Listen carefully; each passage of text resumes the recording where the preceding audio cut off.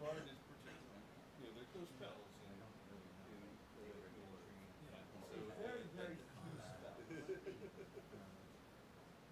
One of the cultural virtues that dwarves have is the minor spells. Most of it is like theater of the mind. They do like meetings as well. And they get like 3 very minor spells they can choose from, 3 or 4. And they can get 1 every 4 levels. So I gave the burglar the ability to unlock doors as a spell. So there are classes. There's 3 Because I played a lot at 85, so got really involved in Adventures League. That's actually how I met John back in Adventures League. I think I got started right as we were starting Adventures League season 4. If I need to plug in, this is probably the best place to sit, isn't it? To be able to And you chart. actually started back in season 1 or season 2. I would go off of one I of the strips started off of season there, 1. but Yeah, get them to scoot over for you. I Well, did, but Yeah, but I'm gonna have to get up and point to the side. If you want to There's talk a about power strip organized right behind play, John on Yeah, the as ground. far so- as I was organized Judges play, Guild and all that way 3rd back when. edition, Yeah. 4th edition, and D&D next. it's similar to the same type structure. My player's handbook for 3rd edition, Is modified to play this. I got from Gen Con where they produced it, so I actually got that for free. Because I was part of the organized people and part of the RPGA at the time. Yeah. And then Before we start, I'm trying to do a hotspot off my phone that's not working. Are you able to? I got it autographed by Gary Gygax, Dave Arneson, and a whole bunch of other people. So that book's probably worth a bit. A little bit, absolutely. So you met these guys, or did you get? No, I met him. I was at the convention. Gen Con.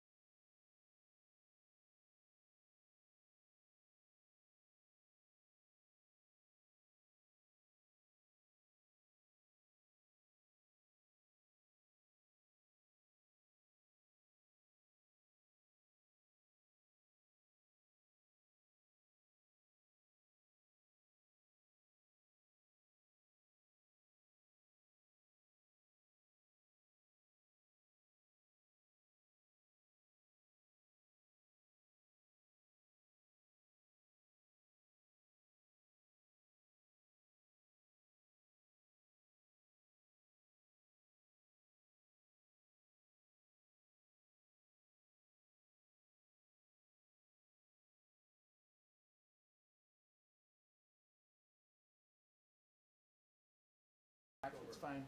All right, You want to sit here or Monday there? will be Halloween. going live. Yeah.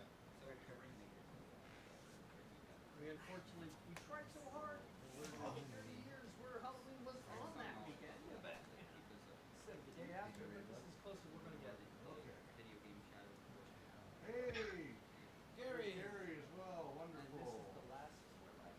Yeah, hey, how you guys doing in Spokane? Yeah. And you got a gentleman here named Brenton Dickieson who sent you a message. As long as we stay inside, we're staying. Maybe one of the speakers, but I'm not sure. Can you turn up pitch volume just a little bit? I'll work on that in a minute. I gotta get us started and then I'll turn that up.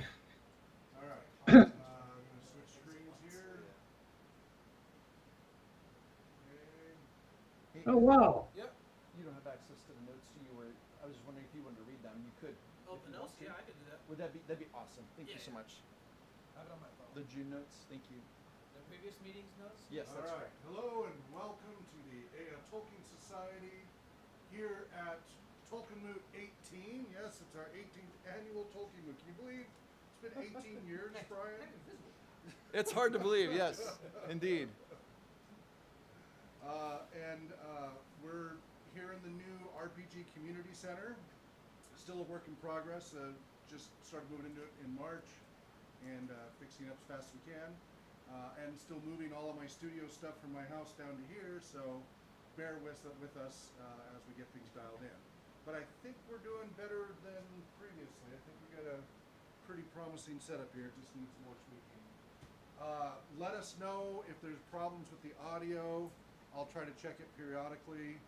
But let's go ahead and Brian, are you ready to call the meeting to order? And is this Yeah. your water or mine? That's yours. Okay, great. Welcome to the Ea Tolkien Society, everybody. This is our special annual meeting where we do it inside TolkienMoot, as Hawk mentioned already. And we also have a special guest today, Dr. Brenton Dickieson, and I think Hawk's going to be introducing him in a minute. What's that? Are you going to be introducing our guest? I am. Okay. I'm trying to get everything done. Hawk is taking care of the technology. The tech guy. Yeah, okay. So I'll be doing the introduction in a minute when we have a chance to kind of launch our special panel discussion. But we also have a number of people as well who are joining us. We have so Gary, you want to go ahead and introduce yourself to everybody who's here for the gaming convention TolkienMoot this weekend. Okay, I'm Gary Haglund. I live in Mountain Home, Idaho, and I've been a visitor to these things since last year in June, something like that. I first was introduced to, and I imagine you want me to say a little bit about how I got introduced to Tolkien. I don't know, Brian. But anyway, when I University of Wisconsin freshman in 1965, somebody gave me The Hobbit. I read it, I liked it, and then when I was in the Air Force, I read The Lord of the Rings, and I was hooked. Loved it, and I retired from good when I lived in Western Washington after coming back from Asia. I was involved in all kinds of local politics and things like that. And since we came out here, I don't have to be because they run everything a lot smoother. And anyway, I really do enjoy being a member of this group. And I'm also probably the newest Tolkien Society member on the face of the planet. So there you go. Wonderful. Let's continue going around the room here, and then we'll end with our distinguished guest. And so let's just go ahead and just say your name and what you're doing here today. If you're just a guest role playing, or if you're part of the Tolkien Society, all are welcome. So go ahead. Hey, I'm Joey, volunteer. Okay. Make sure you speak up over Joey, the volunteer. and everything. Thank you. Without volunteers, none of this would be possible. Yes. Yes, thank you. And next to Joey. Hello, my name is Philip Michael Book. I'm also a volunteer. Awesome. Love this. Yep. Thanks for all your help. And a player. Yeah. And a potential another player DM. here. Yeah. See? Well, I'm Roman, and I'm an attendee playing today. Nice. Welcome. We're so glad Welcome, you could make it. Roman. Hello, I'm Anthony. I am both a player and an attendee of this society meeting. I've been part of Tolkien Society for the past 5 years. Great. And hi there, I'm Bill. I'm a player. I'm playing in our Adventures in Middle-earth group. We've also got a tour group here as well. Excellent. John Wilker, and I am the GM or Game Master for the Adventures in Middle-earth group. I'm Hawk Robinson, president and founder of RPG Research and the Ea Tolkien Society. And I'm also having to do all the tech here, so. Yes. Oh, I Need didn't that know we were dialed in. mentioning RPG research. It's so hard keeping the microphones in the trees, working properly. The darn squirrels keep stealing them. Fiddling with the settings. Right? So Brian, are you outside? No, we are inside. We are inside the studio. All an illusion. In fact, you'll notice my friend John here, his shirt is green screen. So anyway, I felt that he was only kind of halfway involved, but now I know for sure. Wipe away the illusion, and that's what is actually Yes. where we are. Okay, put it back, quick. Yeah. Pay no attention to the man behind the curtain. Pretty much. So, and then also want to give our welcome today to our Tolkien panel guest, and so we want to welcome today Brenton Dickieson is a lecturer at Signum University, the King's College in New York City.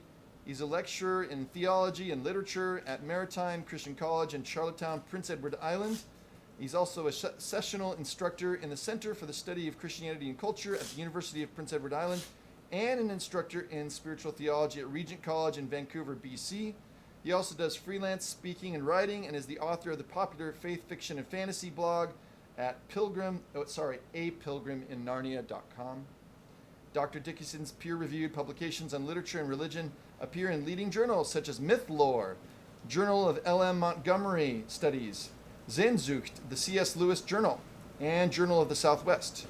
After completing a master's degree in biblical literature at Regent College, Brenton moved with his wife Carrie and his son Nicholas to their native home in Charlottetown, PEI, to teach and write. And you are 4 hours ahead of us, so thank you for joining us. And his academic interests include how the creation of fictional universes helps in spiritual formation, theological exploration, and cultural criticism. He has recently completed a PhD at the University of Chester. That'd be Chester, England, I believe. Congratulations. Yes, I love Chester. It's my favorite city in England. Great time. Focusing his work on C.S. Lewis, J.r.r. Tolkien, and the Inklings, which is, of course, a special interest to us because We just spent several months. several months we've been looking at Tolkien, those who he has influenced. Many fantasy writers owe a debt directly or indirectly to him, or have gone a different direction, contra what Tolkien has done.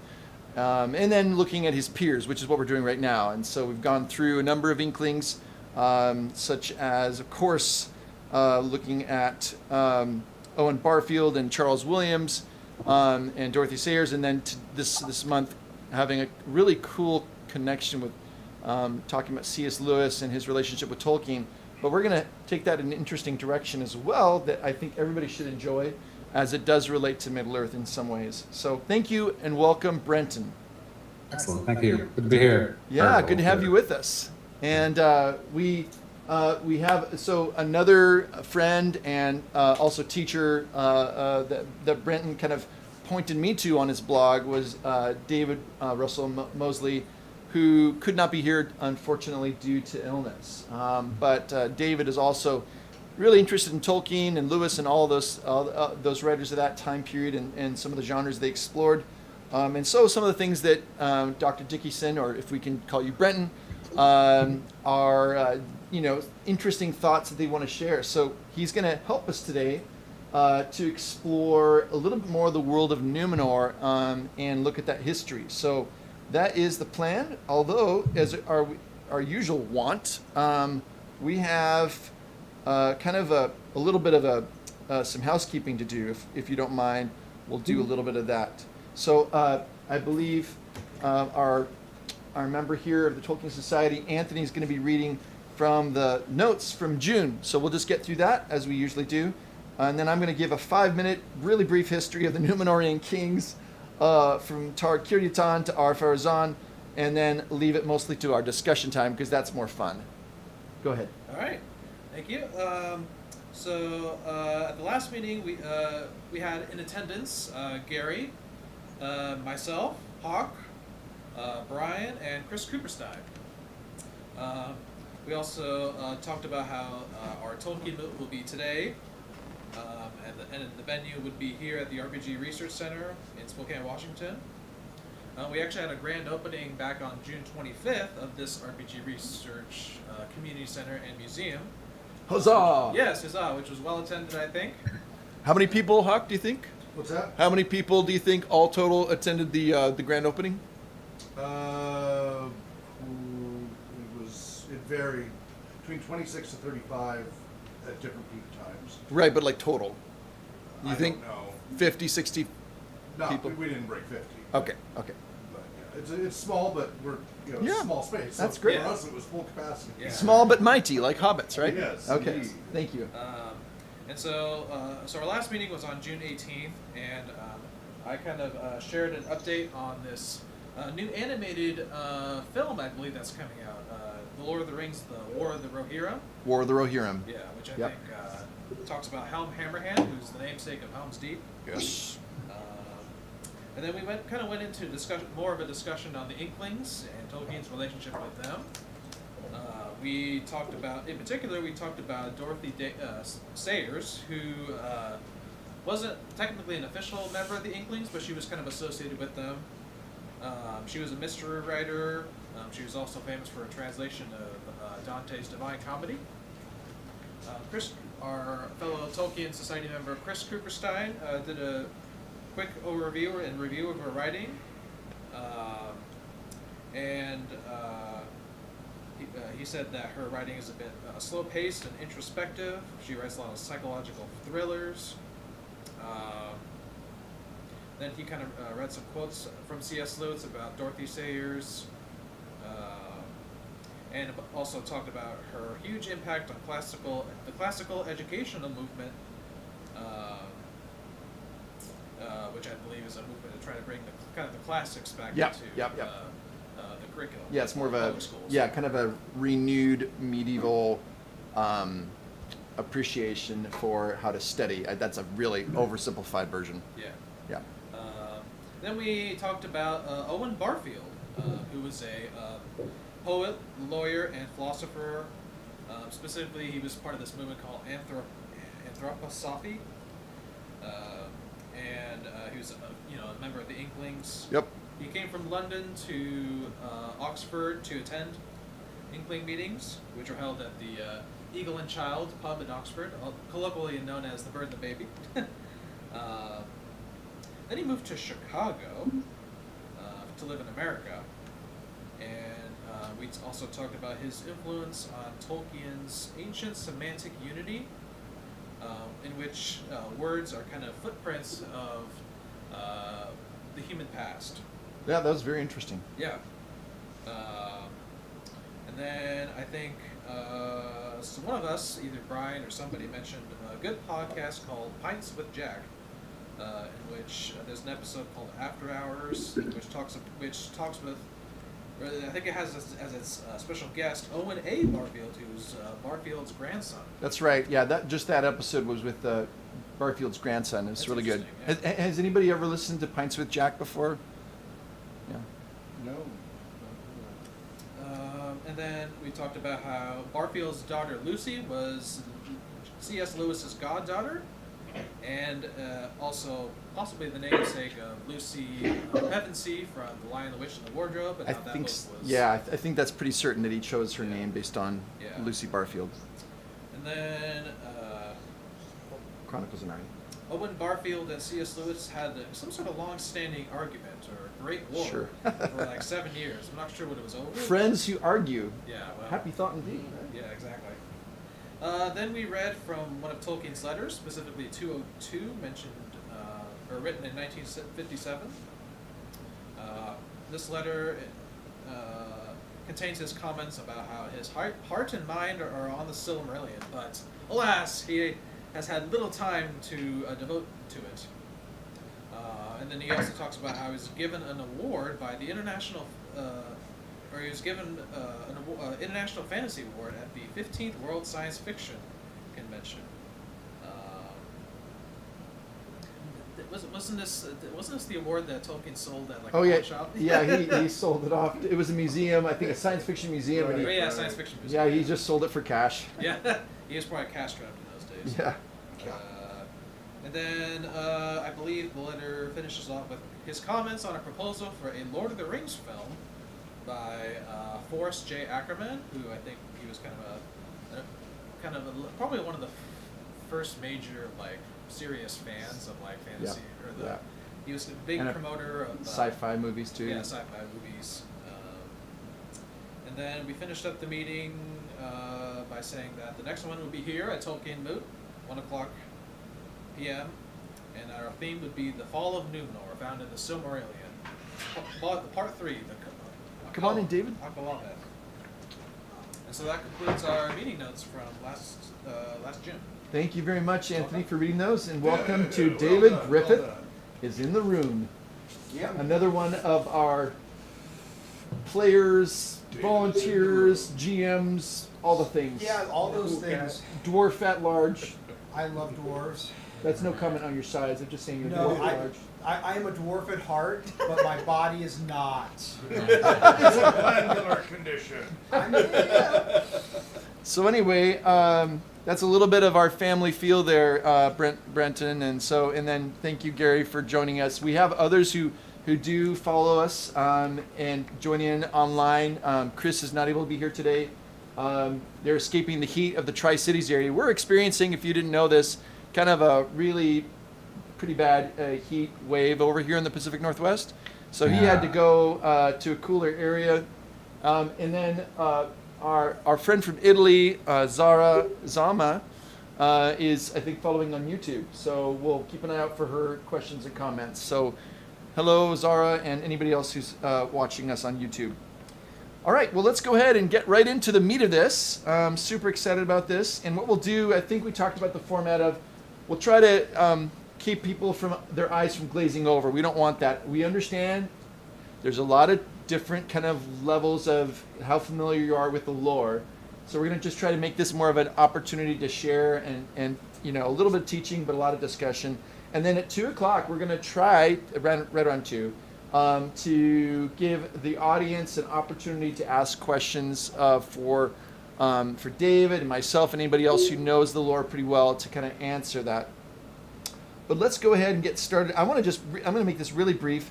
And I don't know if you can see this if you're watching online, but this is for the benefit of everybody here. Oh, if it's green, it's going to disappear. Well, I'm talking about this. Oh, yeah.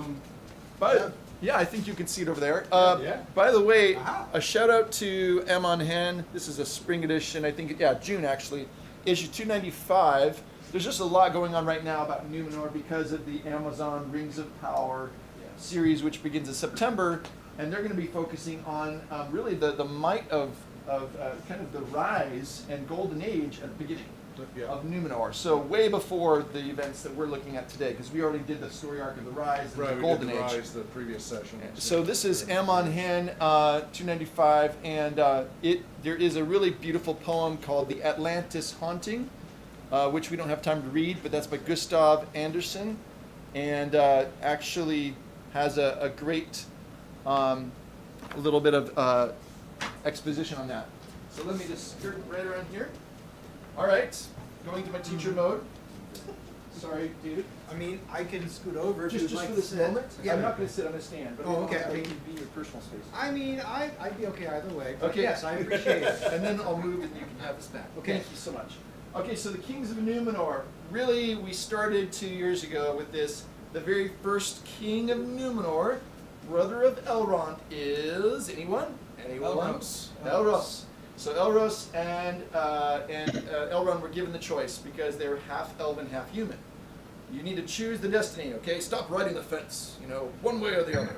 And so Elrond chooses to identify with his elven family, as it were, and that destiny or doom, because the word doom in Tolkien has a much broader meaning than the way we think of doom as only negative. So it's really like, which pathway do you go on? And then we have Elros. He chooses to identify with the Edain, these noble or ennoble men, and they are given the gift of this land of Numenor, also called Andor. It's really this island, and so we've already gone through the first 2/3 of the kings, and now the last time we talked about the Golden Age, where they're building ships and they're going east and they're starting to explore and they're contacting humans in Middle Earth, As gift bringers. and they're gift bringers. Yeah, Their they're intention, explorers, yep, they're like gift. Star Trek. Yes. They're not trying to dominate. They're not doing the Klingon Romulan thing. Yes. Our 500-year Big mission. genres here. They're going forth to Yes. explore, and The they prime bring- directive. Yeah, and they're very kind and helpful. And then they turn into Klingons. Right. Because what this last part really from Tar. Or maybe Ferengi. Okay, maybe, yeah. Maybe Ferengi. But the last third of the kings, starting with Tar, it's Tar Autonomir's father. He's basically the shipbuilder. He's known as like he's really encouraging the spread of exploration. But you know, they live a long time, and so what you have here is you have Tar Autonomir. He basically is the one that the elves send messages to. Yes? For those less in the know, what do you mean by a long time? Just so others hear. Right, so part of the blessing that they were given, not only the island, they were also given extremely long lives. So this is why Aragorn, if you know the Lord of the Rings, 140 years old. right, even at 87, he was much in the less. prime of his life. Yes. So the Numenorian kings could live 300 years.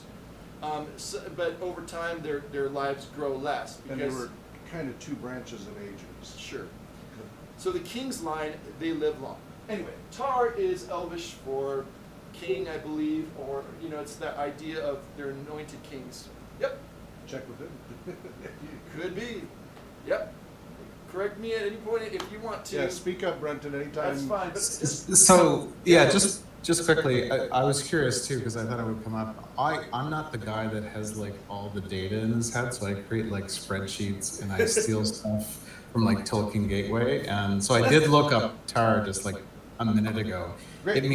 It just means high. I as does- exalted. yeah. There we go. Yeah, Thank you. as does R. So yeah. Right, but that of course is the Adonaic or the kind of the Mannish language. That's so the whole correct. point of having their names in the Quenya, or they're kind of like an Elvish Latin. Well, and that's important, that Go the ahead. names, because when we get to our Pharaoh zone, Yeah, we're he getting. abandons it. Yeah, Yeah. that's important to notice that Oh, yeah, the we're- language for the naming changes. Sure.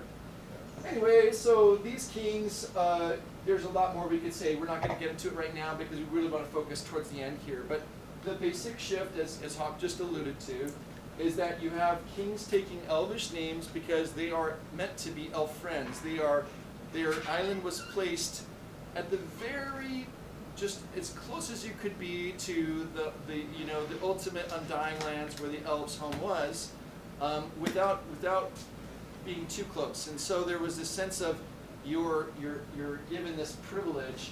And so their names are Elvish because these guys were, remember, the ones who helped the elves to defeat Sauron's boss, Morgoth, at the end of the First Age. So that's why they were given this island in the first place. So Tar, that idea of someone who's exalted, who's high, but again, a king who is also a servant, which is what you see later with Aragorn. And so these are his ancestors. And so you have all these, and what happens is you have, eventually, their focus, as I was about to say here, is that they are really envious that the elves get to live forever. But humans, even these guys who have a longer life than most, they're jealous. Why do we have to die? They fear death. And so they start to begrudge these things that the Eldar, the elves, have that they do not. They also turn away more towards building, empire. Tar Telemaite, his name literally means silver hand. And he gets everybody looking for Mithril because they discover Mithril and he thinks this is the best.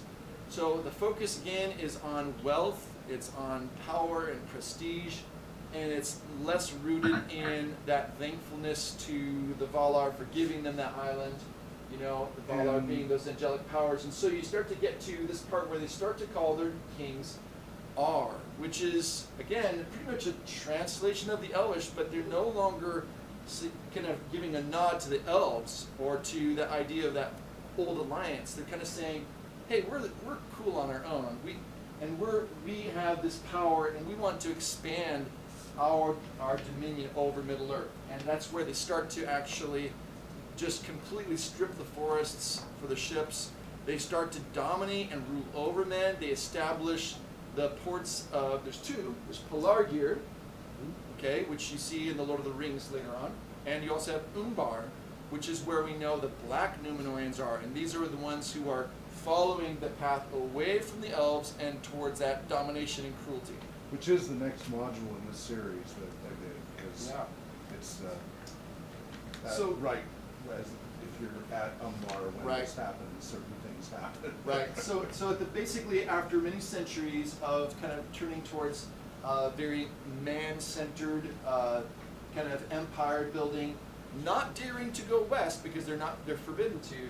Finally, you get to this one bright shining moment, Tar Palantir, and he's this one who is willing to say, hey, we've lost our way, morally, spiritually, whatever, and so we need to be willing to kind of turn back to the old ways. But at that point, things have gotten so bad and so corrupted in some ways that it doesn't really change the kind of the trajectory that the whole island's heading towards, which is judgment. And so what happens is that his daughter, Muriel, should be next in line for the throne. But Tar Palantir's nephew, he forces Muriel to marry him, and then takes the kingship, and so he becomes our Pharazôn. And that's as much as I want to say, because otherwise I'm going to be taking away from our discussion, and I think that we'll get more about this. But the basic thing, spoilers, we already kind of talked about this earlier, as the heir Pharazôn's the one who builds the fleet, and by capturing Sauron and impressing him with his might, he brings Sauron back as a hostage. Worst idea ever. Sauron just surrenders. Yes, He Sauron doesn't even- surrenders. He just goes, okay, Yeah, take me. none of my army will even fight you guys. You're the most impressive army in Middle Earth. But through his whisperings, through his influence, Sauron then gains our Pharazôn's ear and directs him towards building a temple to worship Melkor, because the idea is, through worshiping Melkor, we can defeat death. They basically become a death cult because Yeah. they're so obsessed with fending off death. Trying to fend off death. Yeah. And so it ends up sacrificing. And of course, the other theme going on here is that those who are elf friends are now a persecuted minority called the Faithful, who at the end are kind of this minority that's kind of shoved over into the corner of the island. And Pharazôn is convinced by Sauron to take the land of the Valar and show who really is the Lord of the West. And that, of course, leads to the destruction of his fleet, the sinking of Numenor, and Tolkien's own Atlantis connection. So that's more than I should have said, but I wanted to give a little bit of background. So I'm going to pass it on to Brenton and ask Brenton if you could maybe help us to start making some connections here, and just let this discussion go where it will, and then we'll have an opportunity in 30 to 45 minutes to kind of see what the audience thinks. So be thinking of your questions and what you guys might want to know. But my question I want to start off with is, how in the world did Tolkien start to actually think about kind of an Atlantis parallel? Because I think we have kind of we have stories, don't we, of an island that gets submerged. And so what are your thoughts, Brenton, as you consider Tolkien's story as it fits in the broader legendarium, and just adding on to the whole how it goes sideways once Sauron is there? He's really the gift twister, isn't he? Yeah. It's a funny thing. I remember being in an archive and seeing Atalante kind of written down, and it was kind of my first. And of course, Tolkien said that doesn't mean Atlantis, right? But I mean, because it's got its word story. But it's hard not to connect those things. And this tale that we have also has the Avalon or Avalone or Avalon, which right, is sort of the the Isle of Apples, sort of one of our European kind of paradise stories as well. Arthur, yes. Yeah, that's right. And so, so we have that. I've been curious about the Atlantis thing because it's not like a story that, if I think of all the myths I learned growing up, it's not one that really stuck with me. And maybe that's just the point, right? You can't sometimes choose which stories just kind of, walk with you. Like I just didn't really care that much about like cowboy stories. That just didn't really interest me that much. But other people, that was kind of the whole deal. And where I grew up, there's a lot of sea stories because we're an island in the ocean and maritime. Yeah, that's right. And they just, I just really didn't get them. Like I was a farm kid and it just didn't. Now, so I don't know where exactly, although Tolkien speaks about it several times, I don't know where exactly Atlantis kind of comes into his imagination, but it's one of those stories that kind of keeps appearing in his thought. It keeps trying to find its way out, and then it ends up being this tale. And we see that with C.S. Lewis. He had the story of Cupid and Psyche, basically a story of a beautiful woman who marries a god, and then she tests the god against his will, and a Greek tale, and it just worked on him for decades until he finally wrote it out. So this is Tolkien's. This is what that is for Tolkien. That's right. This is that story. I mean, there's obviously Tolkien likes the Norse tales and the adventure tales. Like, I mean, they're obviously all there. But as far as like a myth, like the thing that's in your bones, this has got to be the one. Like the pretty one. Deep, huh? Yeah. That's right. He keeps coming back to this, right? And it seems to be connected to the fact that he had this dream, this recurring dream from when he was young, kind of throughout his life. I don't know if you guys have had that before, where you have a dream, and then you remember like sometime it happens again, or some part of it, maybe it's a little further, but it's a dream that you dream more than once. And this was it for him, right? This giant green wave that was towering over the fields and lands, and he kind of inserts that even into the Lord of the Rings. Doesn't Frodo have a dream like this? I think Frodo, when he's up on the hill. Yeah. Yeah, just before the breaking of the Fellowship, he looks at first out. It's not really in the movies, right? It's in it's in the book. He looks out first and he sees the land, Right. and then he sees this kind of remembrance a little bit. Yeah. And then the Eye of Sauron, I think, catches his imagination, and so Frodo kind of brings those things, and then we might. One of the Palantir or one of the seeing, I can't remember where in the Lord of the Rings, if it's Galadriel's.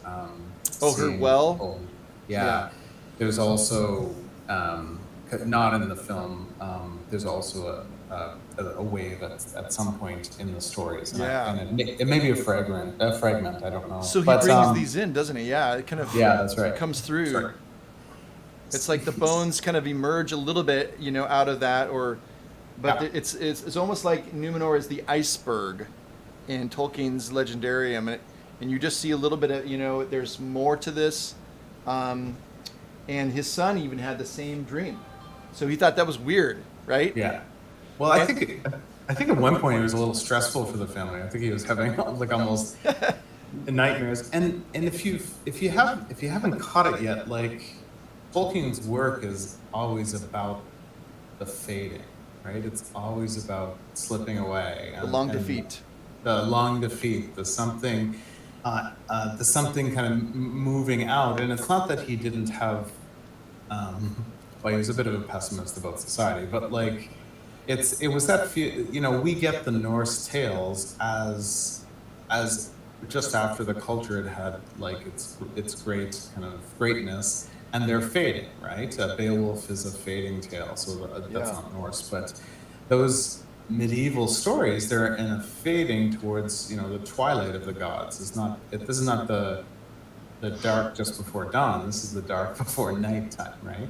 Mm-hmm. And what Tolkien really liked is that, or what really resonated with him was that in the Edda, like the Norse stories and some of the Old English stories, there was this sense that when you're going to lose, and so you put your back to the wall and you fight well, was kind of the response. Kind of a Beowulf moment. That's right. That yeah. circle of light. That's right. Yeah, and Beowulf, like if you've I don't think any adaptation's ever done a good job, but like hopefully someone like Studio Ghibli or something does a good job with Beowulf. Oh, that'd be awesome. Eventually. Can you imagine Studio Ghibli doing Beowulf? Yeah. That's right. Or the fake American New Line Cinema version or some. If somebody does a good job, that would be great. But they haven't yet. But Beowulf is the great warrior. Well, he's not, right? Like, I mean, he is, but then like it fades, and so like if we were to do this today in the United States, we would not have the fight with the dragon, right? We would just be like, and he wins. But it's like that's right. And there's but probably someone on set that walks like hand in hand with like the hero down the beach. Right, yeah. Put in the romance. Instead, right. he fights the dragon and he dies, but that's much more like how Tolkien rolls, isn't it? Yeah, well, and we see that with, and you see that. So you see that fading, that sense of loss is it's meant to be bittersweet. So there is still heroics there, but there's a kind of tang of sadness or loneliness. Yeah, it's not nihilism, like saying nothing matters either. Yeah. Right. Yeah. We were talking about Metallica earlier. Yeah. But it's not that, because you're saying that there is hope, but hope is always threatened by some wave of darkness. That's right. Always having to. It's never easy. In other words. No, and even this sadness, this loss, this nostalgia, this loneliness, it can even have humor. So like Beren and Luthien is sort of my favorite Silmarillion story. Yes. And now there's a full book, but it's got fragments. It's not, it's like all these books. It's got like a lot of extra stuff. You really have to be committed to reading it. It's sort of like, reading Silmarillion is sort of like the Bible of Tolkien world, right? You kind of like some bits are better than others, and some you kind of pin yourself to the page to get through, and others are just kind of your thing, right? And Beren and Luthien is this story about a man and an elf, and who basically decide, like they turn to the taking on of Morgoth of Melkor, and who has taken the lights, the Silmarils, these creational lights that hold kind of something essential in the world, and they kind of attack, and Luthien makes like everyone sleep, including Melkor, like just by singing. She's other than Galadriel, probably the most powerful female figure in all the works, maybe with Galadriel. And she takes on Melkor. They're about to win, and then there's a mistake that's made, a bad choice that's made, and it all starts to fall apart. And Beren had promised Galadriel's. It was a brother or father, I can't remember. Father. Brother, right? Yeah. No, wasn't it the father said, unless Say you that come again? back? I thought it was the father who said, you need to return to Silmaril if you want to wed my daughter. That's right. He says you come back with Silmarillion and a Silmarillion in your hand. Task. That's right. And Beren and Luthien come back, and they don't seem to have the Silmaril. They tell the story, It's in and my he says, hand. "That's right. I do have the Silmaril in my hand." And then he comes forward with his hand having been bit off in the melee that when they were trying to escape with the Silmaril. And it's inside of a wolf, and it actually becomes the healing of the people. It's funny. It's kind of dark. A little bit of dark humor there, yeah. I do have a Silmaril in my hand. I don't have my hand on me at this moment. It's in the great. Sure. Great Hawk, wolf, did you have something you want to say? Well, and go ahead. I walked in out of context, and I heard you talking about the dragon and he died. Well, I thought you were talking about Turin Tormar. No. Oh, No, and I know, but I think that it's fits. interesting the parallel with not having the context how much that parallel. Oh and- yes, that would be another one of the three great stories. Well, yeah, Yeah, but I mean, you were talking about Beowulf, but I thought coming in, you were talking about Turin Tormbar because sure. they so closely match that portion. Yeah, it's the Rather bittersweet tragic character. Yeah. It Well, is, yeah. So that's a good segue. But go ahead and finish here, and then maybe we can segue to Our Far Is On. So yeah, Well, actually, I think it's worth saying though, like with the Atlantis, I think that sense of fading, and if he had lived somewhere else, it might have been Easter Island or like the remains of things that you see in Australia that show that there was another world there, or things like that, right? Yeah. But the thing with the thing that kind of ignites it in the way that we see it is the wager between Lewis and Tolkien at the end of 1936. Have you guys talked about this before? No, could you just remind everybody what that Yeah. wager was? It's a very important one. Yeah, that's right. So Tolkien Not had with just money come- though. No money involved now. no money. That's not that kind of more like a dare, I think, a double dare. Or Yeah. something. And so Tolkien had come up with The Hobbit, partly at least because of Lewis's insistent get the thing done. This is a thing. It's real. It's good. You've got the thing. Do the thing. And so Tolkien, despite all of his doubts, got it out, and it was a thing. And so he's kind of enjoying just after that. And Lewis and Tolkien are sitting around. I presume that Tolkien's drinking beer and Lewis is drinking cider, and they say, nobody's writing the kinds of things we want to read. And what that probably meant was science fiction, largely, but in the medieval style, as in it's a what they call a romance, but like an adventure tale. And it had a kind of a mythic quality. So it's not just like a great romping sci-fi thriller or something. It's got there's an energy in it that responds to the deepest cores of who we are, or talks about who we are as a people, or invites us to think that way. Something deeper, like the difference between, Dune, right, is a science fiction tale, and The Martian, right? The Martian is a nice, quick read, but it's not mythic, right? Whereas Dune is mythic. And so nobody writes these things. Let's write it. And they flip a coin. Lewis gets space travel. Tolkien gets time travel. Lewis, characteristically, about 3 or 4 months later, writes his book, within 3 months, I think, and revises it, reads it out loud at the Inklings. Tolkien helps edit it, but we don't have the records for that. But Tolkien has a letter where he says that happened. Whereas Tolkien got like one paragraph in, right? That's right. Well, no, so he begins writing what is probably, John Garth has argued, and I think he's right, that it's the Lost Road. And the Lost Road is and basically at first it starts off as Tolkien takes us through time to the actual falling of Atlantis.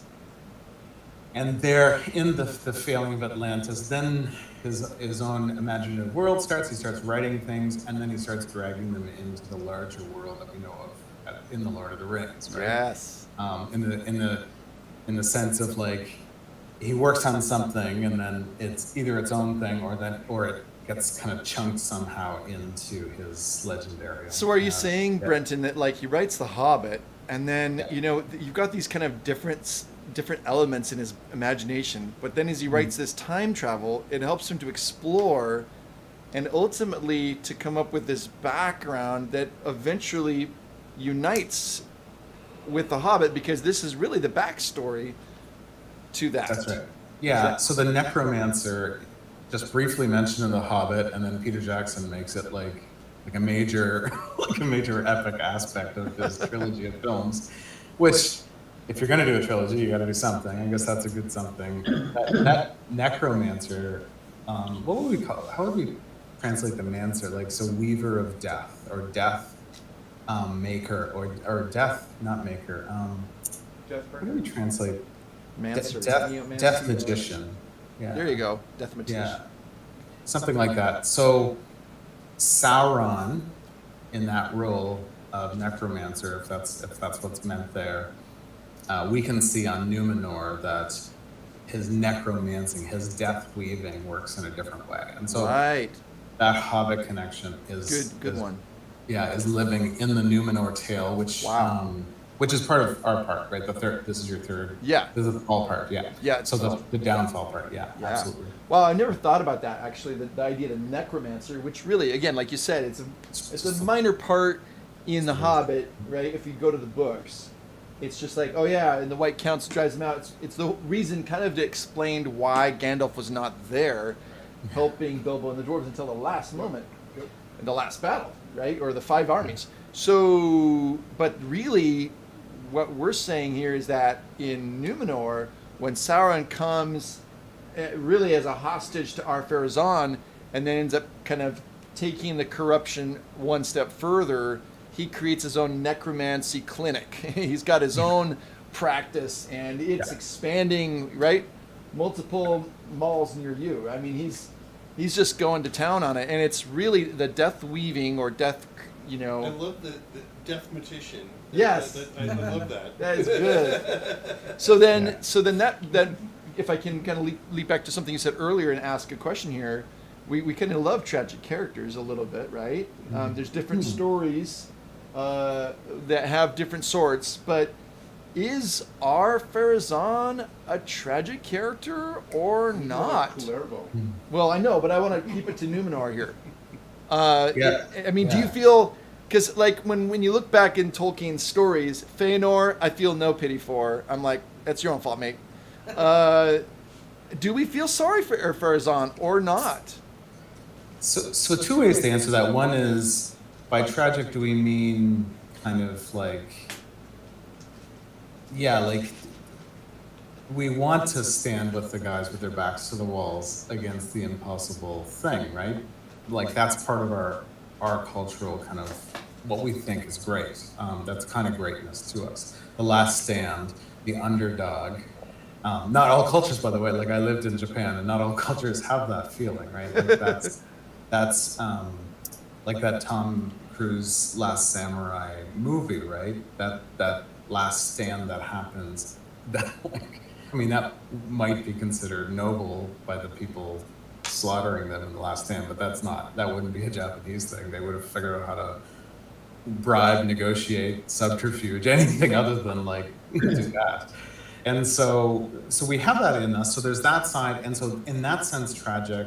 I don't really feel that much for this guy, and I'll tell why in a sec. In the other sense of like, in the basic Greek stories, like tragedies, like up here and then down, and that's the whole storyline, versus comedy, which is up here and then there's a down and then a recovery of some kind. Right. That's and which is almost all the stories we tell are comedies in that sense. So it is a tragedy in that sense that it's a long fading. But I don't feel bad for him. He's asking for it. Girl to marry him. Yeah. His cousin. It's his first cousin, right? First cousin. Well, I don't know. Like that actually is a thing in this text, right? Like first cousins are like in the the elvish ethics that Numenorian court are supposed to have. First cousins are off limits. That's right. The closest degree is second cousins.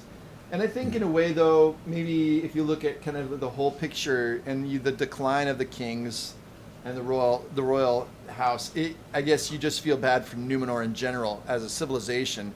It's okay to grieve. And I think Elendil, you've got this other line, which is like their minor royalty. So it's the Lords of Andúnier. This is where we get Elendil and his son Isildur. And they show up in the Lord of the Rings because there's 2 statues, right? One is Elendil and one is Isildur. There's 2 big statues on the river when they're kind of going down the river. So yeah, that's pretty awesome. In the Tolkien film, they have their hands like out like this. That's right. And it shows the canoes, just the Elvish canoes, like smaller than the little toe of. That's right. It's got a very cool moment. That is actually a very cool moment in the movies. Yeah. So to kind of wind up the Ar-Pharazôn part and kind of pivot soon to C.S. Lewis and Tolkien, because that's really something special. I'm looking forward to kind of your thoughts on. Did you have any other thoughts that you wanted to share about Numenor specifically? Because we'll get some more questions from the audience in a little bit here, but Is there anything else you wanted to share specifically that you thought of as you kind of revisited these stories? Yeah. I was curious. So a couple of things. I did. So yeah, like we talked about this in our chat, Brian, over the last few weeks. But like, you kind of imagine these stories like the outside the Lord of the Rings story is kind of like an onion or like a board where you throw the darts at, whatever that's, a dartboard.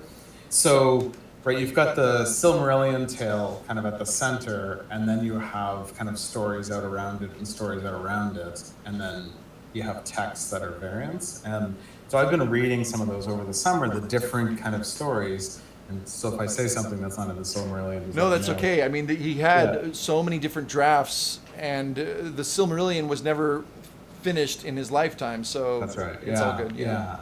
And I'll make a Lewis connection with one of those drafts when we come to that nice point. But so I was really struck by like how religious Numenor is, and I mean that in the structured sense. So like Lord of the Rings, I don't think there's any indication of anything kind of like a structured religion. No. Or they don't even talk about like the Valar, like the creation of the world much. They don't talk about the most you would get in The Hobbit and Lord of the Rings are things like there are things going on beyond what you can see, right? Right. So You were meant to find the ring or That's whatever. right. Yeah. You're meant very, to find it. Well, very meant by light. who? Yeah. that's It doesn't right. really get into the details. Maybe the one moment, and the only one I could think of really, and it's super subtle, is when Frodo and Sam go up and are taken by the Rangers of Ithilien, like Faramir. And so they're in that secret hideout behind the waterfall in Henneth Anun. And before they eat their food, they turn to the west. Yeah, they look at the silent. They're just silent for a moment. That's it. Yeah, that's right. And that's, I think, but in cultures like that can be a lot of things. But yeah, so there's nothing kind of religious in any kind of structured way, but there is in the Numenorian tale, and this is what's different than the elves, who are living on a different part of the world for this time, but they're in conversation by ship with one another through the whole Numenorian period, and there is kind of a falling. But what the story tells is actually it's kind of like a faith falling in a certain kind of way, which we don't see in any other stories. So we have it's kind of like the Old Testament Kings stories, right, in the Hebrew Bible, that like this guy sucked and this guy sucked and this guy sucked, and then this guy was all right, and the land was safe for a little bit, and so on, right? Oh yeah, Tar Palantir reminds me of Josiah. It's like this guy that That's comes to right. the end. He's a good guy, but it's like he's buried under centuries of like things going, the dumpster fire. How much can one good king do? That's right. And it does say that in the falling, in the downfall of Numenor is not just a big crash into the sea. The downfall of Numenor is that long failing of the kings, as Brian showed it on the board there. And part of that is there's actually a kind of like a temple, but it's really just a high place, just a place where you can go and acknowledge the creator in this. So probably felt more like what in your American context native spirituality would feel like than something we would recognize as, say, a Catholic mass or something like that. But there is that spot there. And then, but that keeping of that idea, and then the keeping of the elvish way of being in response, those things falter through this period. And that's the story of the kings in the Old Testament, right? Is Deuteronomy says if you got to keep on the path, don't go too far to the left or too far to the right, keep going, pass these things on to your children. If you're faithful, you have long life in the land. Well, that didn't work out so very well, and it was the faltering of the kings in faithfulness that would bring the inability to negotiate with or resist those large empires. And how the common people would suffer based on what kind of king they had. Totally. I mean, you read that and you can see that suffering. So in this world, there aren't other empires necessarily that would come and conquer them. But the fear that would happen grows. The idea of death as a possibility grows and kind of starts to eat upon the courtly leaders, the kings, and Right. at least the kings. It doesn't say like that with the queens. Those things start to grow as the fading of faith. And so then Sauron shows up as you said, he kind of like, oh yeah, I'll be your captive. That's not a big deal. You know, and then like he's in the court, he's offering advice, but like it's pretty radical. Like he sets up like a death cult religion, Human like, sacrifice. The tower. Now there's a conflict here, whether it's on the mountain where they're supposed to give knowledge to Eru, or it's in the city. There's a bit of a conflict there, but he sets up this tower that like 50-foot thick walls, 500 feet tall. Like that's a significant thing. And they're burning, they're doing human sacrifice there. With the idea that they can defeat death. And then the text says, but it actually instead brought upon a death that was less worthy and more terrifying. Yeah, they were getting sick. They were growing mad right. before death, kind of like dementia, which had never been seen before. That's But right, this cathedral of evil almost is this dominating influence that's pervading their culture. And so then that's what I meant by Sauron as the deathmancer, the necromancer, the death weaver, the death magician, is that he doesn't have to kill people. He creates the worry of death that leads to madness, and it also brings death. It's this ironic religious terribleness. Yeah. And then the big symbol of this is they stop allowing people to go up to the mountain to raise their heads to First the creator. fruits. Yep. That's right. And then the white tree that was given to them as a gift. Yeah, that's a really important one. Talk about that for a minute, because that's a connection with Lord of the Rings as well, isn't it? That's going to be a really important connection. It's a cool one. And there's a kind of cool echo in the film that makes sense if you know the story, but it's kind of weird otherwise. But it's a cool scene. So you've got it's actually Celeborn, the Galadriel's partner, husband. He to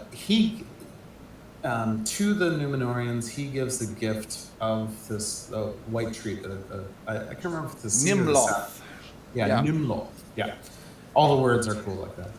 And this white tree grows, and it actually gives fragrance to the whole city, like a floral kind of scent.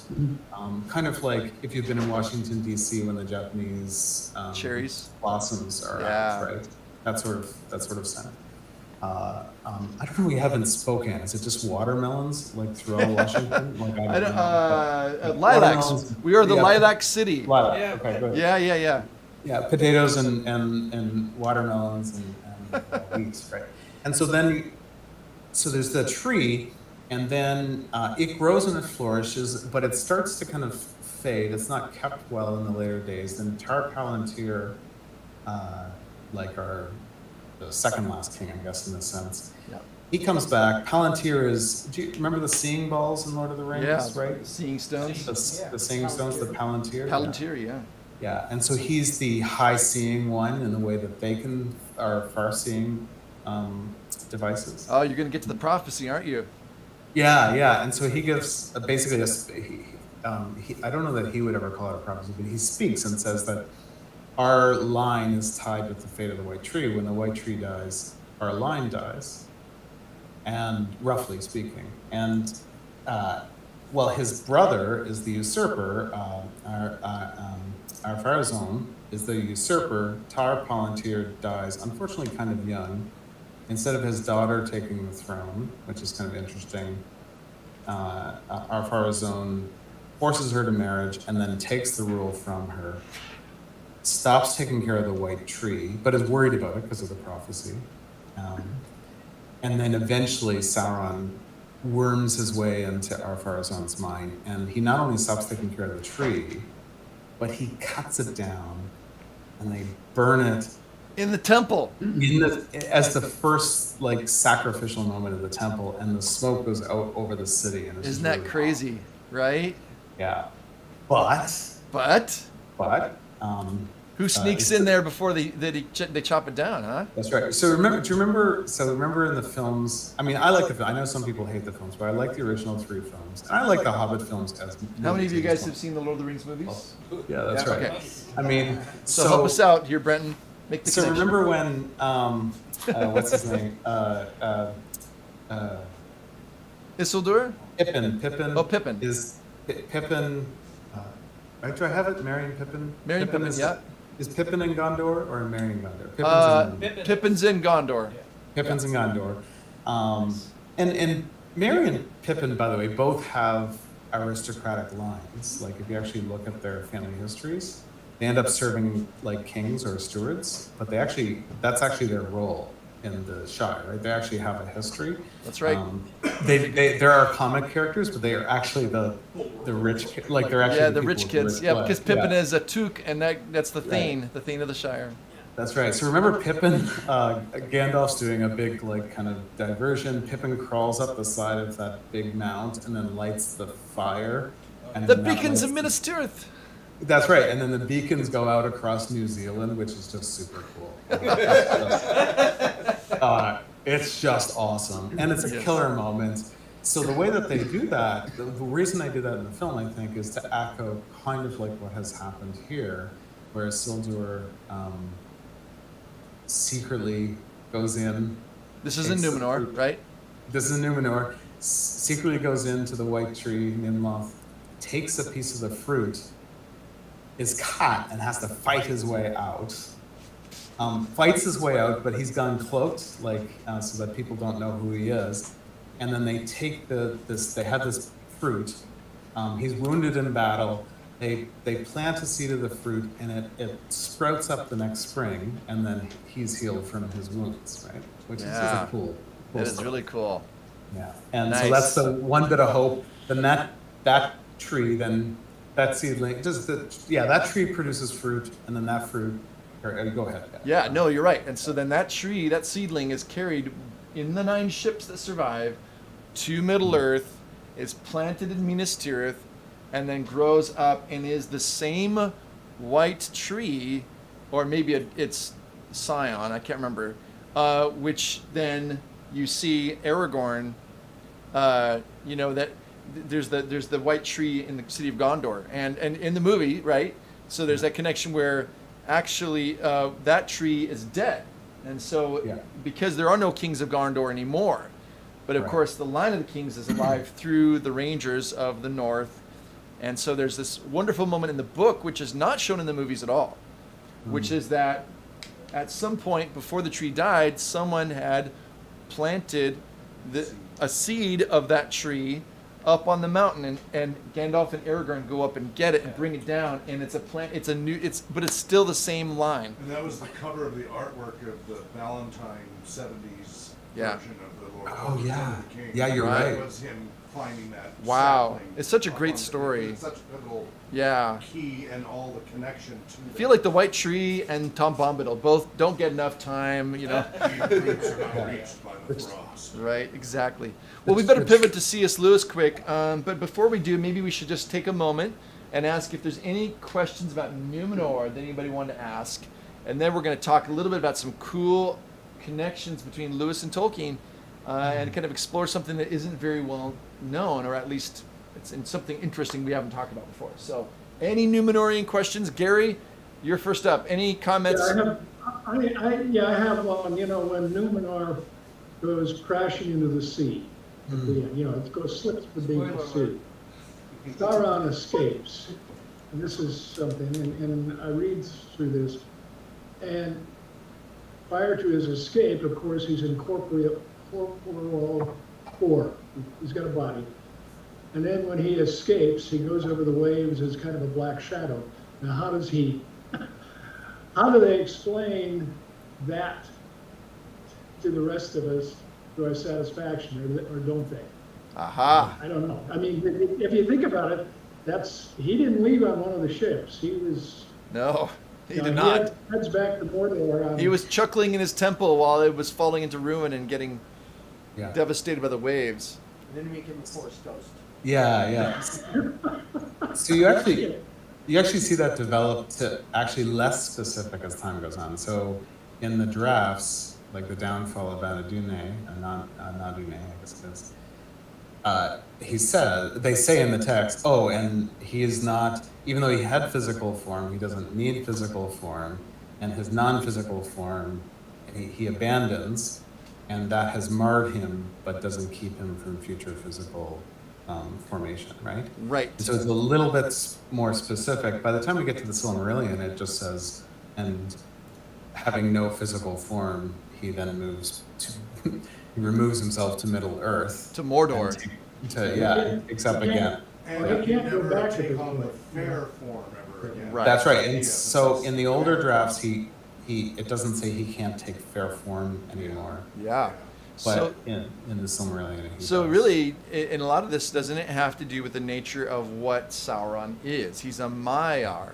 So Yeah. the Maiar, like Gandalf, I mean, for example, he has a form. He can't just be like, and I think today I'm going to be this. Instead, he's kind of contained to a form for a time. But the Maiar are these spirits who have a mission, and even the Valar, who are mightier, also have taken on a certain form that they can't just abandon. And so Sauron's got a form, but that's simply something that he was willing to take on at one point. In fact, I think in the first stage of the Silmarillion, he could take on different forms, and he was known kind of as a shapeshifter, where he was like a werewolf or a so he had these different kinds of It's a bird, but I can't remember the bird. yeah, it's so he's A bat, actually. bat. Yeah. Right. So he's a vampire bat, right? Vampire bat. They actually call it a vampire bat. Right, Yeah, and vampire. He actually says he was a vampire. He was a vampire. But I think Tolkien would have thought the bat, not Yeah. Bram And then I Stoker's think that Numenor. originally, as Tolkien imagined Sauron, he was actually a cat. Yeah, I remember Tevildo, Prince of Cats. Tevildo, Prince of Cats. Yeah. So I Oh. don't know if that has anything to do with Tolkien, whether he liked dogs more than cats. We won't speculate. But I think there is a great story. I can't remember which book, but it's Who on the Hound, actually going after Tevildo, Prince of Cats. But he's a monster, and so in all these versions he's a monster. But sometimes he can appear in fair form. But when he takes on that form, he has to keep it until something happens. Once that fair form is destroyed, his spirit goes back. But I think the main thing, Gary, that answers your question is the One Ring is still alive and kicking back in Mordor. When his spirit goes across the waves to Mordor, it's possible because his ring has some of his essence in it. That's good. Yeah. If the One Ring had been destroyed previously, then truly I think Sauron might not have survived the drowning of Numenor. But that's a speculation. So, any other questions? There is that fading, like Sauron's defeat. Well, I mean, Yeah. a whole book called Sauron Defeated, right? Right. Yeah. His Sauron's defeat, which we find in Lord of the Rings, right? Like this is a lot. That's the end of the thing, because he's bound everything back. It's like the oh geez, I just lost the word in Harry Potter. The yeah, that's right. The Horcruxes. I guess it'd be Horcruxes. Anyway, Horcruxes that take a part of your soul, your essence. That's the One Ring. I think Rowling is imagining the One Ring in that way, and maybe it's a good way of thinking about it. But yeah, there's a little bit left. But each of his defeats, even the one where Ungoliant resists him, not Ungoliant, another one of the middle beings. Anyway, each one of his defeats is a little bit of a loss. Well, when his later on, after Elendil, after Sauron kind of is able to take on a form, then you've got Elendil, all the Numenorians or the Dunedain allying with the elves in the Last Alliance, and they fight against Morgoth, and he's got his ring on, and that ring gets cut off, and that's again where he's kind of like he keeps getting degraded into a lesser and lesser kind of form. That's right. Yeah, no, that's right. Yeah. Well, Sauron. isn't that talked about how when Morgoth, in order to come to the planet, you had to imbue your essence into the physical realm, and each time you do so, you weaken the spiritual self that you put into the physical realm. So each time he's doing that, he's taking a piece of himself. I think was explained. Yeah. It's Wesley entropy. What's that?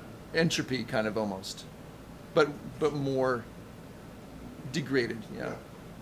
Wesley Shantz commenting in the YouTube channel from earlier. Yes. Something, a bit of a time warp here. And in the Beowulf essay, The Monsters and the Critics, he describes the poem as the ruins of a tower from which he can see the sea. Nice. Yeah. Love that. Thank you. Any other comments from you too? No, Okay. Sarah is there though. Yeah. Okay. Great. So, glad to have.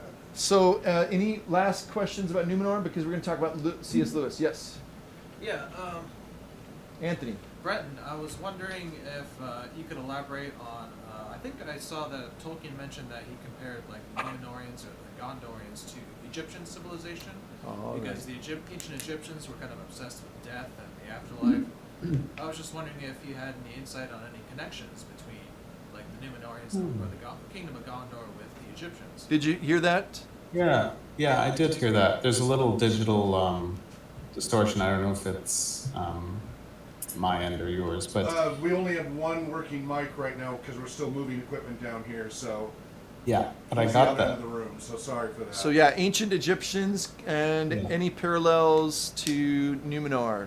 Yeah, there are, like, so as Numenor is fading, they start building tombs for the dead, right?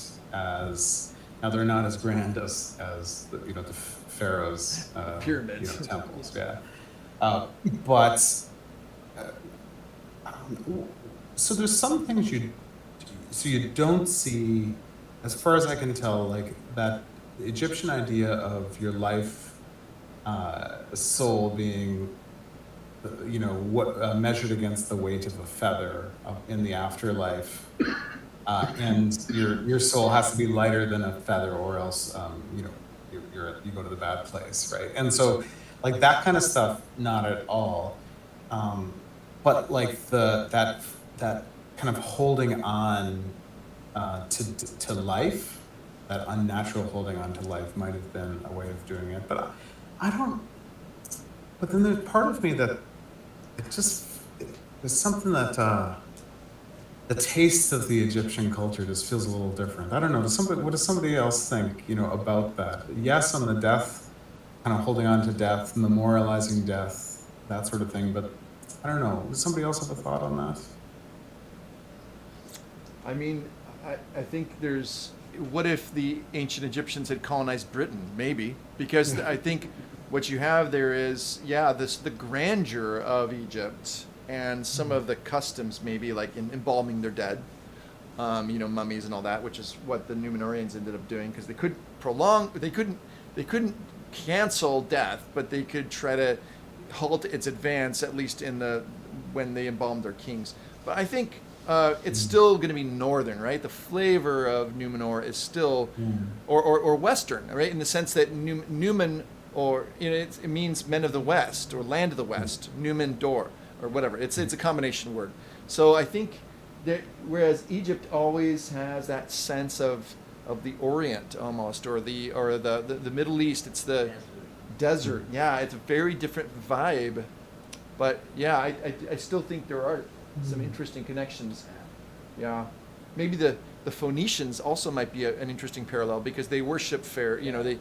They went all over the place, and that we get our alphabet, really from them. So, and it's Carthage was an ancient city. I felt Go ahead. I felt that the Phoenician, I could see the connection with the Phoenicians. The Egyptians is only the tombs and how they embalm people, but the Phoenicians, because these were seafaring people. It's the who sea. went all over the place and imparted, and they actually did, imparted some forms of culture and technology back in the day. Yeah, And it's had a lot of sort of human it's sacrifice an too. intriguing thing. Yeah, the Phoenicians, like there's artifacts in Great Britain, and Scandinavia from the Phoenicians, right? So that's an amazing thing. Go ahead, Brian. Sorry. No, you're right. No, that's great. I want to make time for John's question. Yeah, well, more of a statement, but I was thinking that the fall of Numenor, Numenor, kind of also represents the fall of religion. You don't hear Zigurim or anything that resembles a priest after the Silmarillion. Yeah. So it's an interesting thought, and so there's this phrase. So when the Numenorians start to try and negotiate their way past the ban, when they start to rebel against the ban, they're in conversation with the elves and speaking sort of Manwë's will, who's not the creator Eru, but is Manwë's sort of the overseer of the Valar, the gods that kind of rule and shape. And they say, well, you know, like actually death has been given to you as a gift. It doesn't have to be the way that you're experiencing it. And it kind of goes back and forth. But then there's this one phrase which is really intriguing, and I can't remember if it's in the Silmarillion itself, but it's the phrase that and the elves don't have this gift of death because they are the land, right? They are the earth.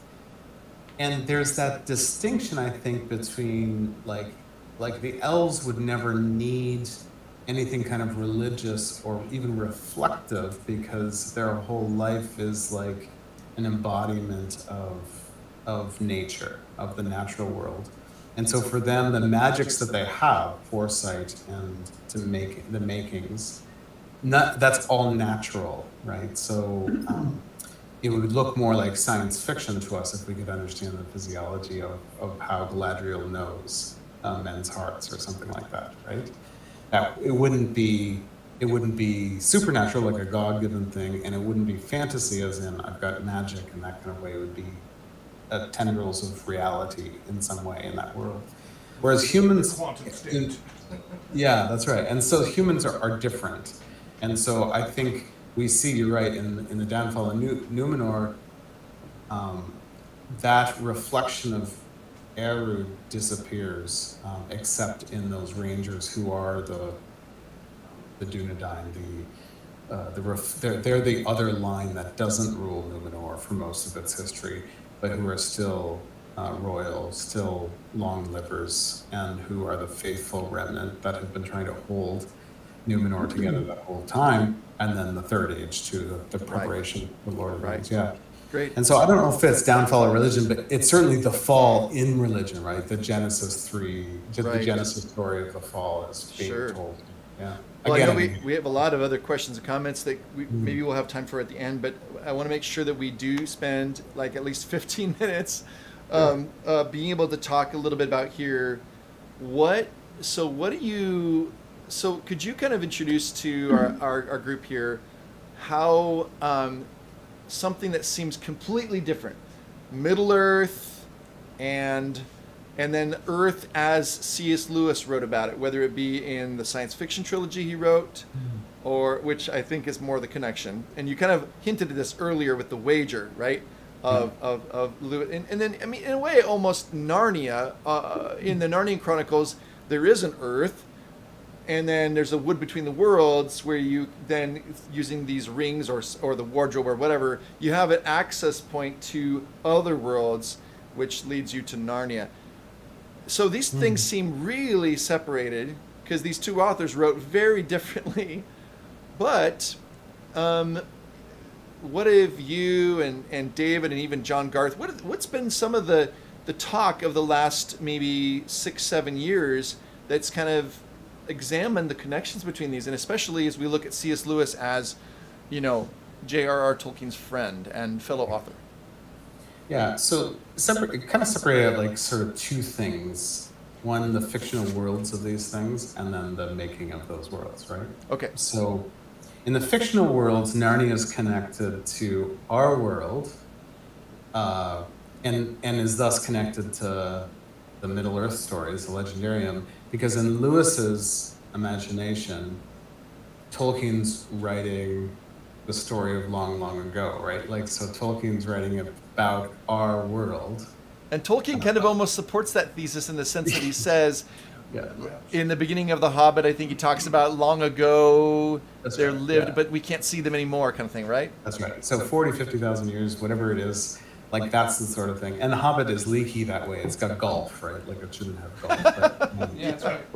yeah, we can explain that. We can explain that as a translator's trick, right? A translator There you go. to- There you go. To help The us. Red Book is not Right. exactly accurate. That's right. Yeah, that's right. It's not in English, right? So, and then so there's that. So Narnia. So the Wood Between the Worlds, our Terra, our Earth, happens to be one of those worlds.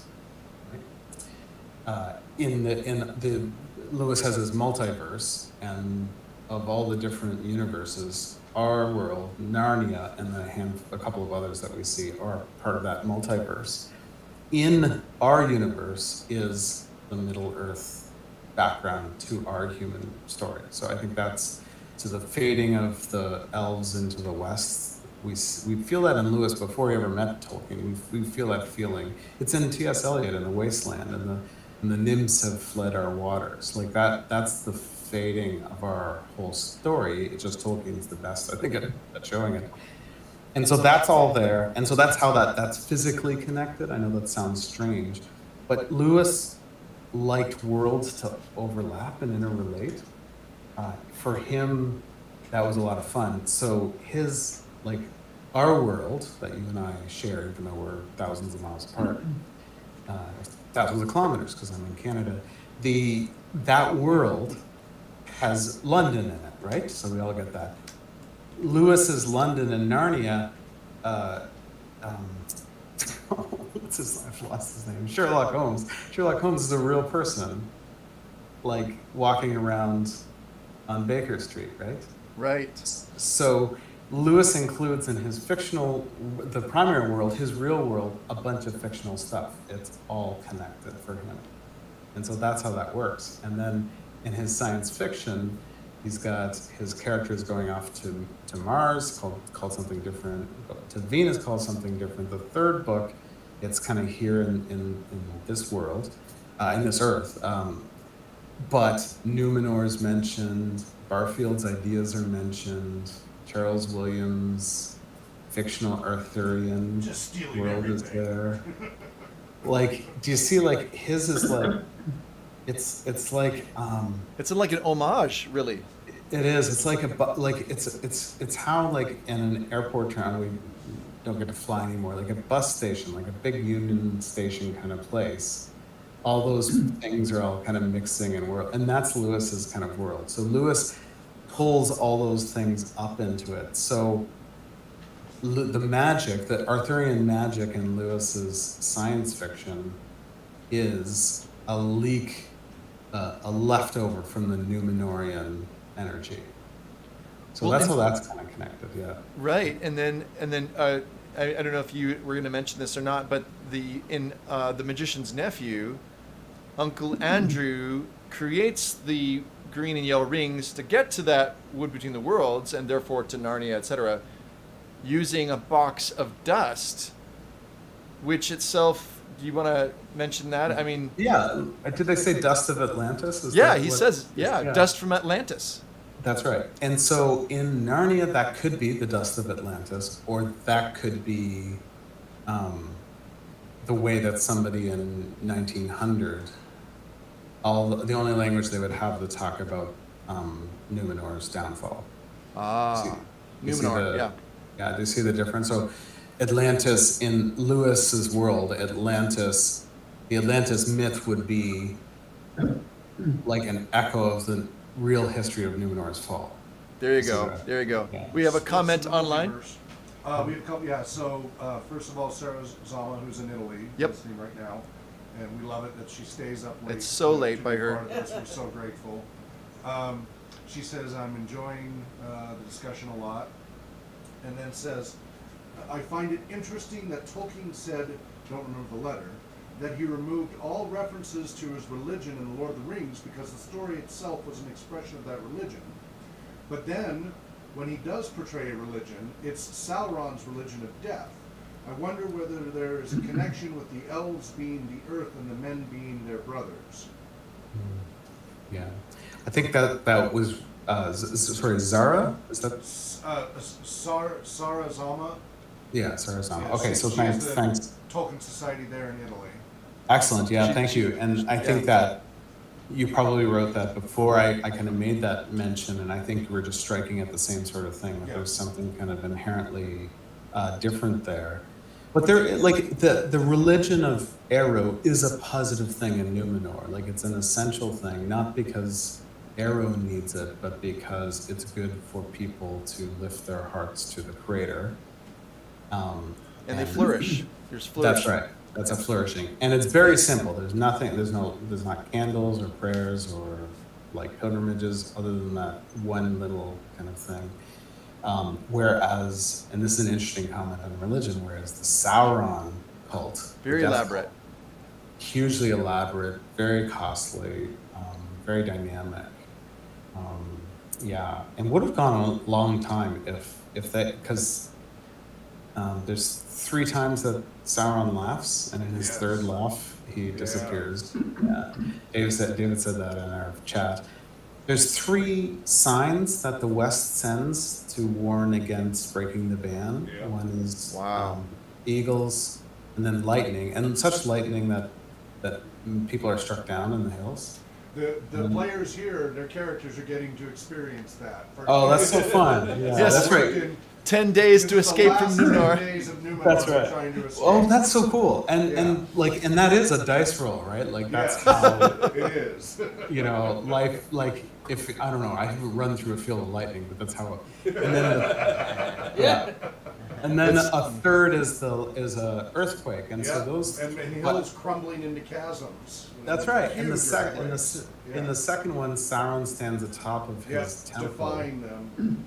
And defies the, and I don't know if you guys can do that in your Well, we have game. we have artwork created specifically for the module of him doing that on top of the temple. That's right. Right, and so like that, people think he's a god. Imagine, so if like our Pharazôn says, I don't think we need to go. I think we're fine. Like that death cult would have had a living god in its midst, or like something would have had to happen, right? Right. And, yeah. So that's so good then, points. Brenton, was there any other connection then between so in his science fiction trilogy, which a lot of people here may not have read, but have you read it before? I read the first one. Okay, so Out of the Silent Planet, Paralandra, and then that Hideous Strength. So so again, that's part of the wager. Lewis writes his space travel, and this is 1930s and 40s. This is like Asimov. This is early science fiction.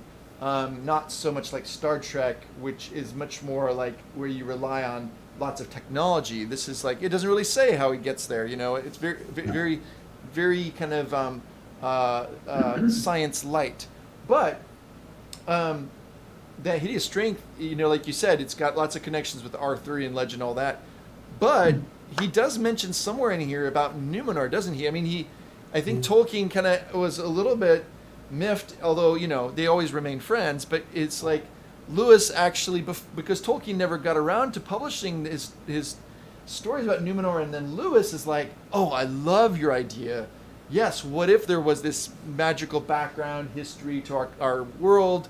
And so he actually inserts some reference to Numenor in his legendarium, in his worlds or his writings, his fiction, before Tolkien gets around to it. So it's kind of but to be fair, Tolkien, Tolkien, probably would have been kind of like, well, you kind of let the cat out of the bag a little early there. It's that's not the right word. The horse is out of the gate too quick, and so the ship, you've set sail on the ship before you've unanchored it, right?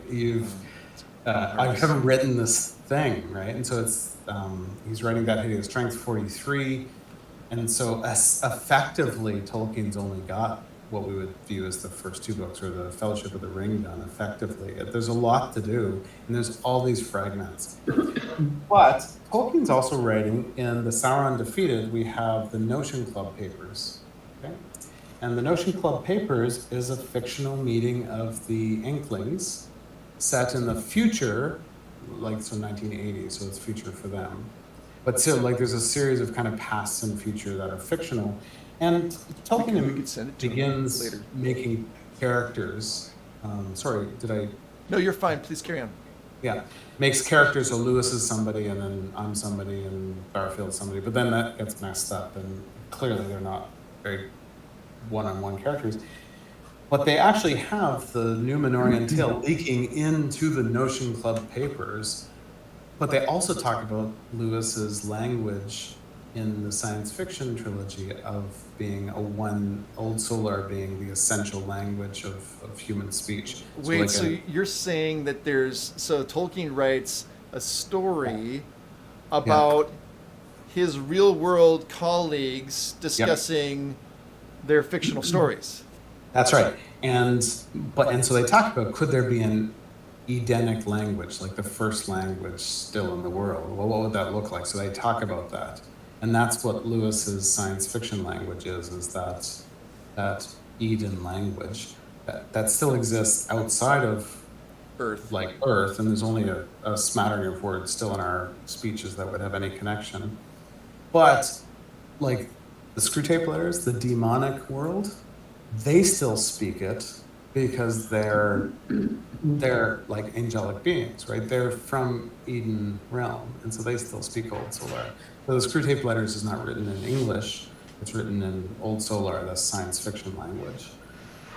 So all that's kind of connected, and so Tolkien did play with it too. So Lewis played with these things, Tolkien played with these things. So yeah. Yeah, that's good. That's good. Yep. Any questions about what we've been talking about? Yeah, go ahead, Philip. I have a question. What exactly caused the demise of Numenor? How many perished? How many survived? How did that all work out? So yeah, that's. So yeah. We're about to find out.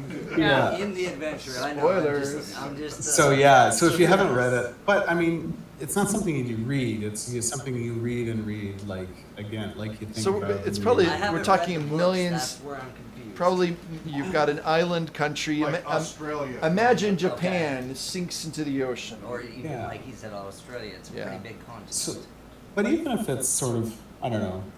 So if you've got a court, like it's hard to tell because the stories that we have tend to be court focused, or hero focused, or what I call band focused. So not just like you two out on tour. I mean like a band of rebels, a band of heroes, like an army out on the march, right? So this is the kind of thing. So what kind of scale are we talking? There are nerds that have worked this out. I don't know, but I think probably in Numenor, like to have like these big cities, the kind of scope has to be in the hundreds of thousands, I think, or at least 100,000, I think, just because of the way it works, the way the court works. To support the court, you just need a certain ecosystem, a certain economy, that kind of thing. And there's a second court, the more faithful court that become the Dunedain later. So, and there are other cities and ports and things like that. So to support that, you need a certain thing. It would have to be something like that, I guess. What causes the fall is ultimately our Pharazôn, after kind of this failing kingdoms, he does not listen to his brother, Tar-Palantir. He does not represent the kind of the line of Eru of the creator, but wants his own thing. He's fascinated with death, worried about death, and he decides to break the ban, which is basically don't go to the Undying Lands. We don't want you to try and steal death. So remember the Genesis story, right? There's two trees, the tree of eternal life and the tree of the knowledge of good and evil. And Adam and Eve take of the tree of eternal life, or of the knowledge of good and evil, and then must, so that they can't, they have to be blocked from access to eternal life, right? So that's what's going on here. Humans have already fallen, right? There's the knowledge and wisdom, and we've already been tested, and the Numenorians have already been tested that way. And so now it's the question of keeping them from eternal life. That's the idea. That's what the ban is about. And when Ar-Pharazôn decides to break the ban, those three signs, the three great signs, are sent, and Ar-Pharazôn uses those signs to set out. Actually, he uses them as a starting point to go and to break the ban. And that's what ultimately causes the thing. How many die? Well, there's 9 ships of the faithful that survive, that end up forming new kingdoms. That's what you're trying to get to. That's right, yeah. You're In trying to Middle find Earth. one of those 9 That's ships. your only So hope. yeah, That's right. hundreds of But it's only thousands nine. perish. Yeah, so I mean, so it actually says, if it's not in the Silmarillion, it says in the drafts, basically they set out this huge fleet of ships to basically attack the Undying Lands. Yep. As they come out, the world breaks up into like, so you have to imagine taking flat Earth, like the way that scientists pretend that we thought it was like this in the Middle Ages, and then you gotta make it round, right? So what would that feel like? I think that would be interesting. And then you've got Numenor sinking in the midst of that. And so those ships, as they come to another land, they actually make it to land, and but then they're lost in the cataclysm. Basically, they're buried in a cataclysm. The 9 ships are initially blocked from the cataclysm because of the island of Numenor itself, but then they start to flee when it's going really bad, and they're basically, the wave just casts them onto Middle Earth, and they just survive because, and set up the kingdom. So, but it does say in the text that the queen Muriel, is it Muriel? I've lost Yep, my notes. that's right. So Muriel starts to walk up the mountain of Yeah. Too Error. late. Too late. Too late. but it's too late. But it's not clear that would have saved her. Like, she needed to have exited to the faithful at some point, but we don't have that story. It doesn't say whether the top of Meneltarma Right, it was actually leaves a hint. was it preserved as an island or not. It doesn't But- say. That's right, and it becomes a legend, right? Can you go and find the lost island? Is there a little bit, the mountain should still be there, and so it becomes a legend, and mariners go out to see it, but they Yeah. never find it. Never could find it. So, yeah, and so then, but it does say in the text that while the men of war break the ban, that all of the women and children of Numenor die. Yep. Hawk wanted to share. I don't know if you can. Are you That's sharing cool. screen? Can you see that? That's pretty gorgeous. Yeah. So That's that's of the Armada sailing off to the west. Awesome. And with the then- eagle, the eagle, the storm, the clouds looking like an eagle. Yeah. So that's one style. This is from another And there's a artist. smoke from the. This is Sauron's fair form, Mm. defying them. Very Italian on top of Renaissance that. almost. Yeah, well, and this artist was from Spain. Okay. Or Spain or Portugal, I forget which, but yeah, so she did that one. Right, right. For it. So that was. Yeah. Okay. Go back to that previous picture, Yeah. the cover. Mhm. And so, I mean, the fleet, that's pretty cool, but notice it looks like a field of flowers, right? Yeah, So kind of. that's- I mean, those are yeah. ships, but Yeah. yeah. And so that's in the early text, and then we can't see all of it, but the pentacle nature of the island Yeah. is sort of captured there, which is kind of cool. That's a Yeah. cool image. So, Yeah.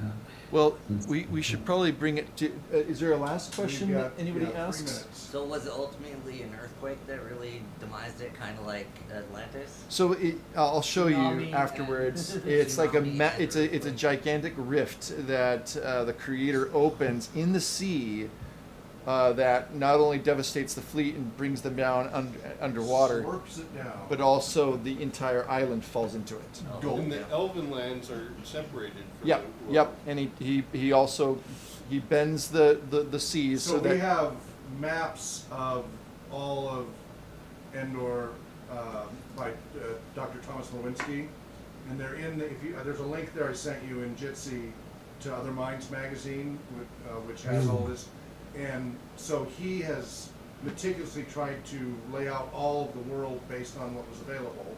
And one of the maps shows the overlap between Second Age and Third Age, before and after the reshaping from the fall of Numenor, and shows, of course, Beleriand and all that gone, and of course everything gets curved instead of flat, all that. So if you can check those out, we've got those big poster sizes of them printed on the walls here, of all the different phases. So first age, 3 different periods of second age, the transition from second to third age, and then the third age, to just show how the world gets remade every time the powers get involved.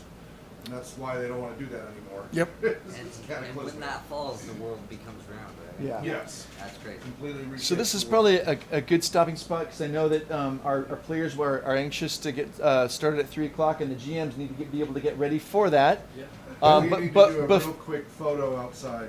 Yep. before we Okay, start but getting- before we do that, we just Yes. want to thank you again, So much. Dr. Yeah, thank Dickieson, you. for joining us.